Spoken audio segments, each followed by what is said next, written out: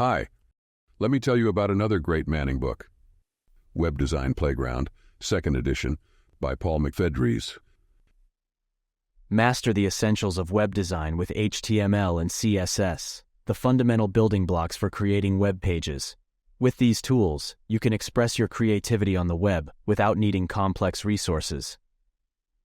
HTML, or hypertext markup language, is used to create hypertext documents on the web. Hypertext refers to links that navigate to other web pages when clicked, while markup refers to the tags used to create elements like lists, images, and headings.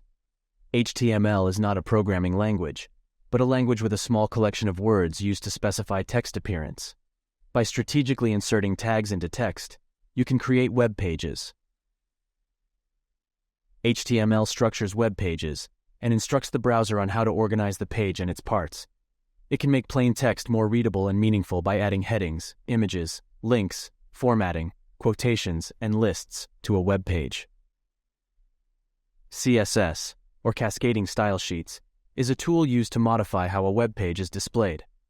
A style is an instruction to the browser to modify how something appears on the page, while a sheet is a collection of styles applied to a particular web page. The cascade is a complex algorithm used by the web browser to decide which style gets applied. CSS is used to define how a page looks, which is just as important as what it contains. HTML defines the structure of a web page, while CSS defines its visual presentation. Keeping these two aspects separate makes building, maintaining, and customizing a web page easier. CSS allows you to customize the appearance of specific elements in a web page, such as changing the color of links, choosing fonts for headings, adding spacing, creating shadows, changing list styles, positioning text, and rotating images. HTML is easy to learn and use on web pages, but it has limitations. You can't do things like get data from a server, process form data, manage user accounts, or change web page elements without a programming language like JavaScript or PHP. The web is mostly made up of text, created using HTML and CSS files.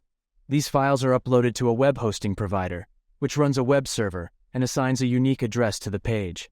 When a user types in the address, their web browser requests the page from the server and renders it on their device. The Web Design Playground is an online tool that helps you learn HTML and CSS in a fun way. Access it at webdesignplayground.io.